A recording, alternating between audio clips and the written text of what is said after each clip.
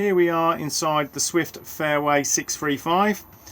If we firstly move to the main control panel, we can turn the 12 volt on just here. And then once we've done this, we can then obviously turn other components on.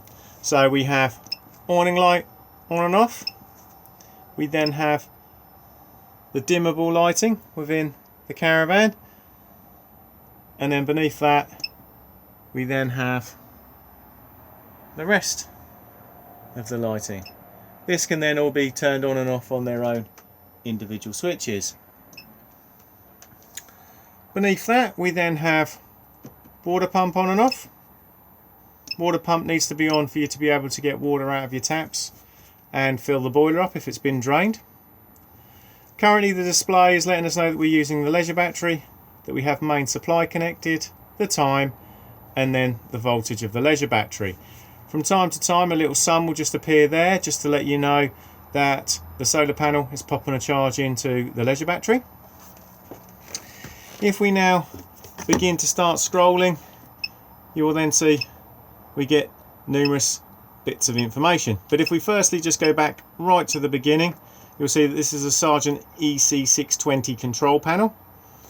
What we can do is connect this control panel up to the Swift Command app, and we can also register it with Swift, so we can then use the Swift tracker and then also control heating, hot water, lighting, etc. from further afield as well.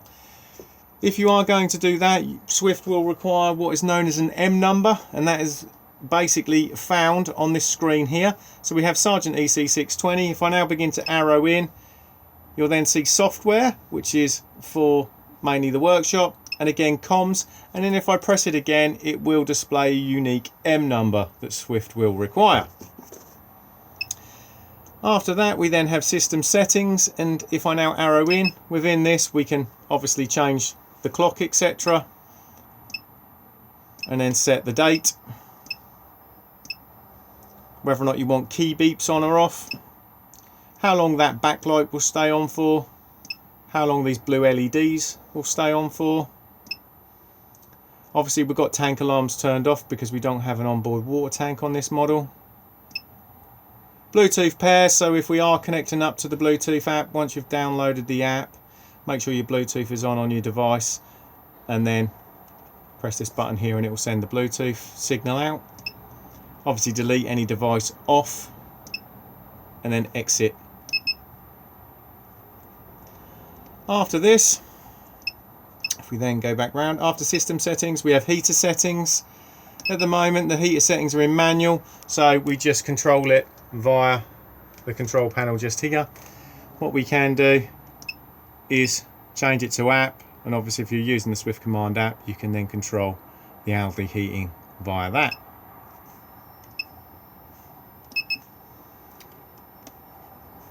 After heater settings, we then have the dimmer level for all of this top lighting. We can brighten it right the way up or dim it right the way down. Internal temperature. These newer caravans now come with AC limiters. You'll see at the moment we're currently using 2.2 amps with having the lights on, etc. If you arrive on site and you know how many amps the site is, what you can do is then arrow in and then pick. So let's say we're on a 10 amp site, and that way it will then limit your use and stop you from tripping out.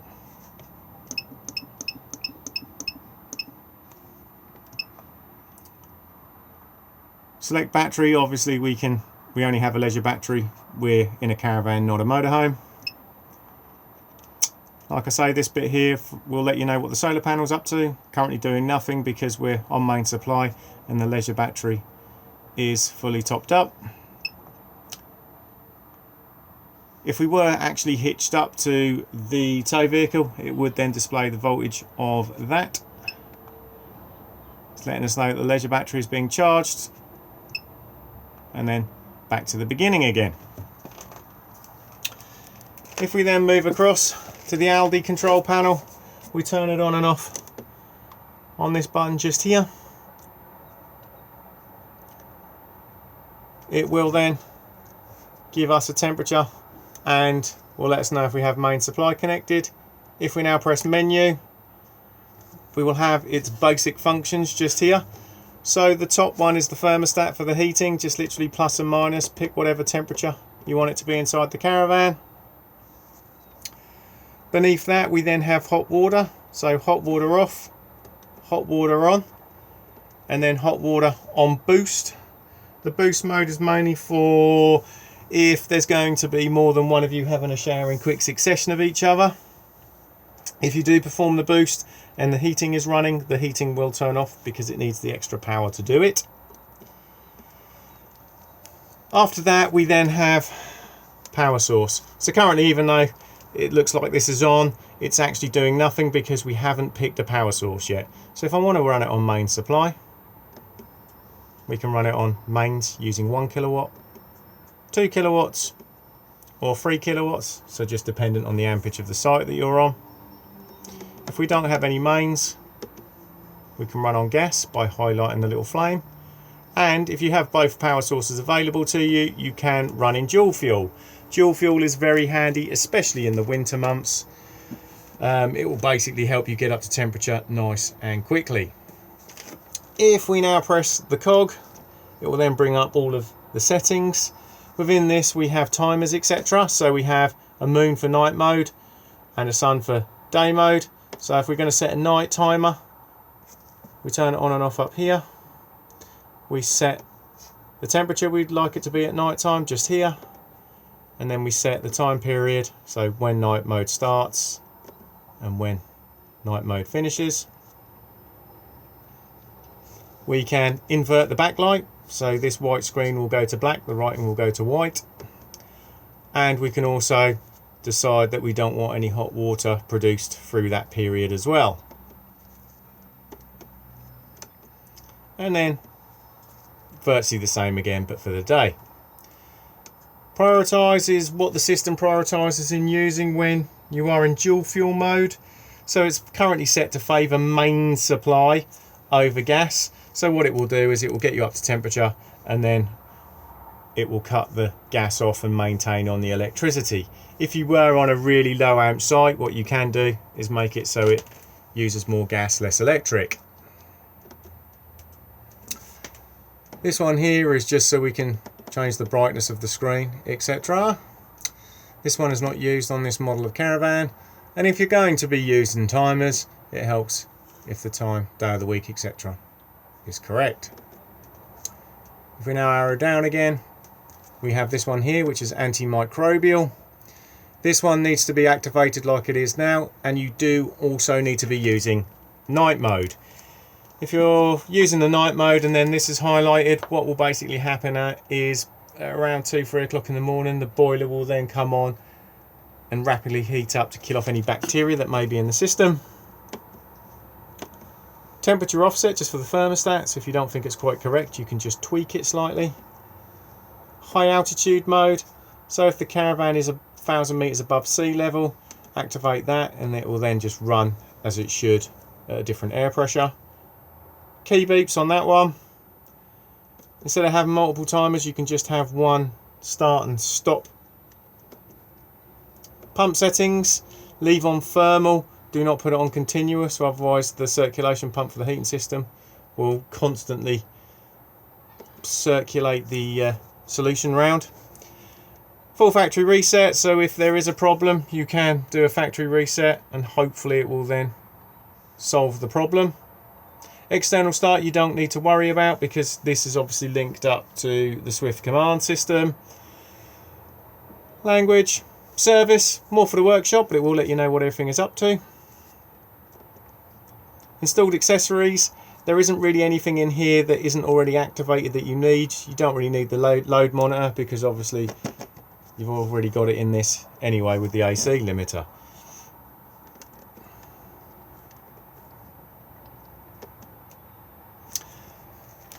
Next we have underneath this bench seat here, if we just remove some of the cushions,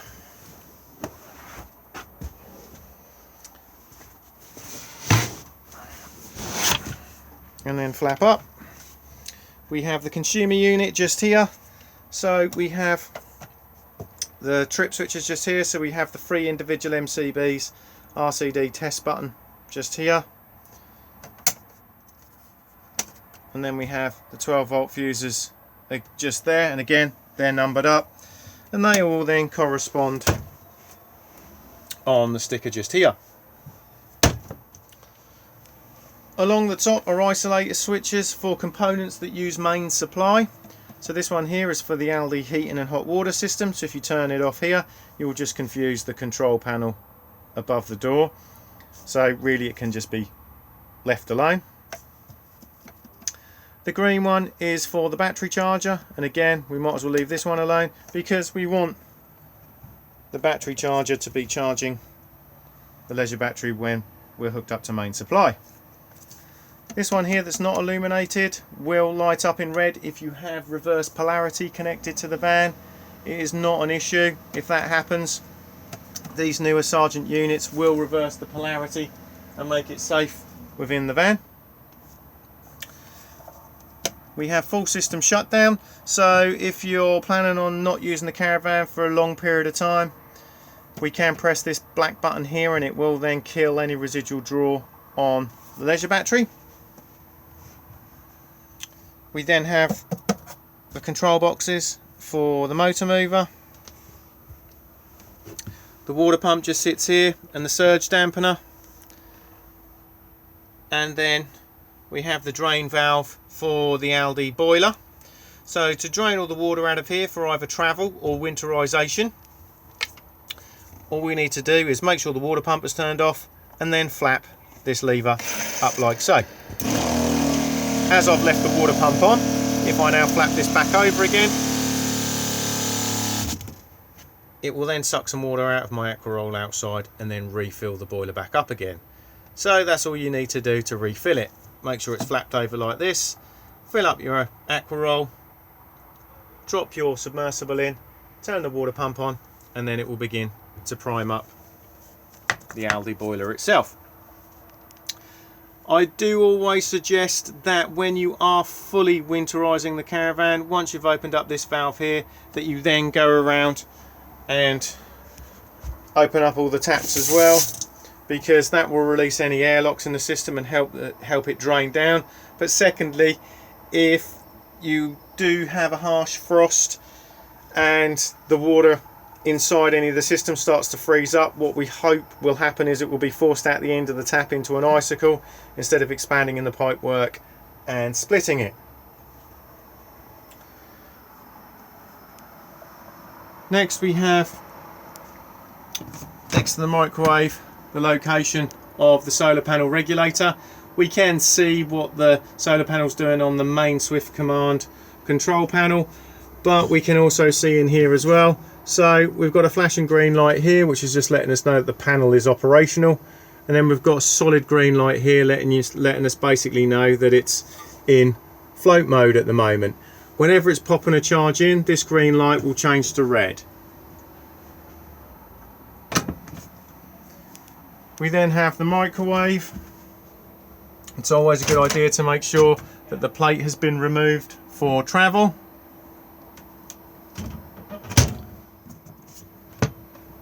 And it is plugged in up here. It behaves virtually like any microwave. We have basically quick start up here, stop, etc., and we can change the power time all on here. We then have the hob just here, so we have one electric hot plate that operates on this knob here, and then the rest are gas burners, so it is just a matter of pushing in, twisting round, and then hitting the igniter.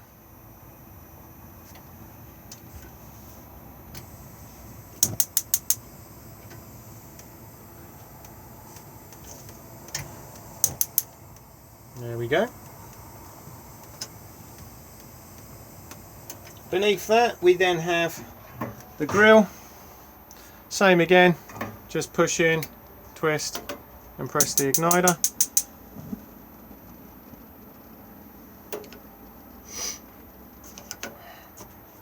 and the oven beneath that.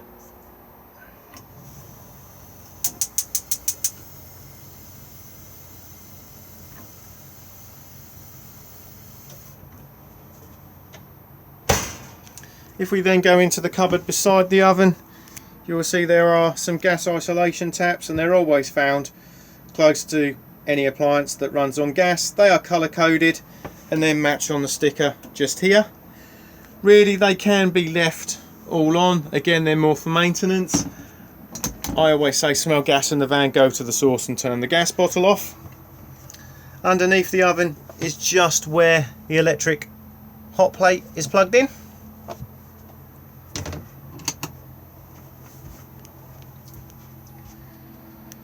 We then have the Dometic fridge freezer just here, on and off on this button here. And then we pick the power source just here. So currently the unit's running on gas. It will auto ignite itself. If I want to run it on mains, we just press this one. And then this one here is for when we're towing the caravan, and it is 12 volt maintain. So we just press this one here. Currently we're going to get a red flashing light and a beeping sound because we're not hitched up to a tow vehicle with the engine running. It will also make this noise if you're running it on gas and it fails to light, or if you're running it on main supply and you do not have mains connected. If it has failed to light on gas, and it may just be down to the fact that there's a bit of air in the system, what you can do is press this button here and it will then attempt to reignite itself. It does alliterate it just there. And then turn it back up, then temperature control just here, and then turn it back off again just here. Above that, we then have the location of the television aerial. We undo this collar here so we can then raise the mast up and then get it into the position that we require. Then lock the collar into place. Make sure that the digital amplifier is turned on. It can go on and off just here. And then we control the boost just here. You'll see a little tail just hanging down there. Currently the aerial is in the horizontal position. What we can do is, by turning the tail, flip it to the vertical position for additional tuning if required. Do make sure that the aerial is back down for travel, and then tighten back up again, but do not over tighten because you can split the plastic.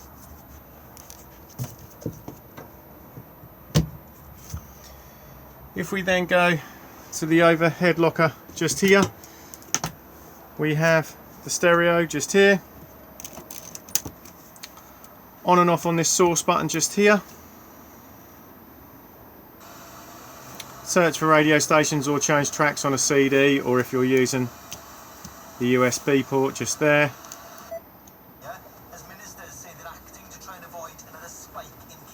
Volume control just here. Easy graphic equalizer just here.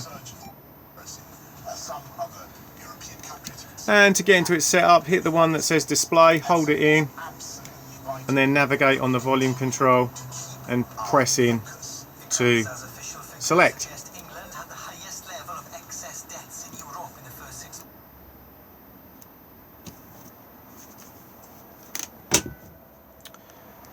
If we now look up to the roof, we have an Omni Vent Fan. To wind the roof vent open, just turn this dial just here, and then we turn the unit on in the middle. We have arrows out for extraction and arrows in for cooling, and variable fan speed by pressing the button. Do make sure that all roof vents are then shut for travel.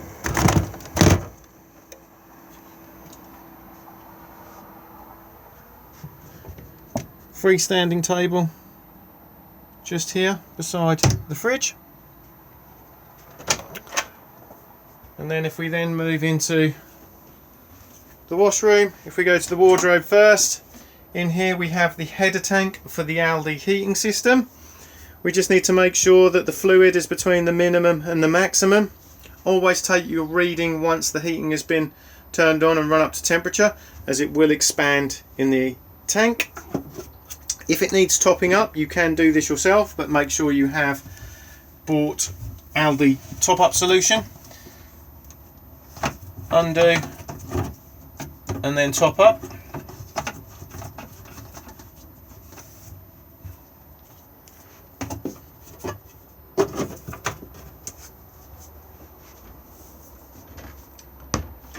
We then have the Thetford toilet. The bowl itself does swivel all about.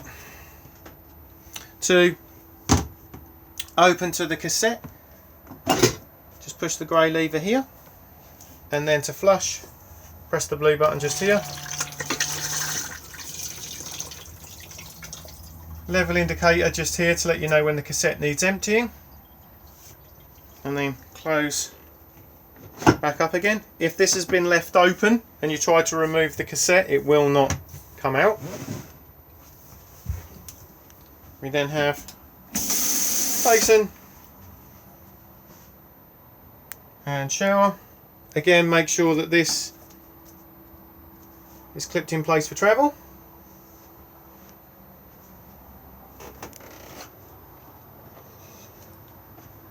We then have lots of space underneath the bed. We can see the external entry point, spare wheel just here.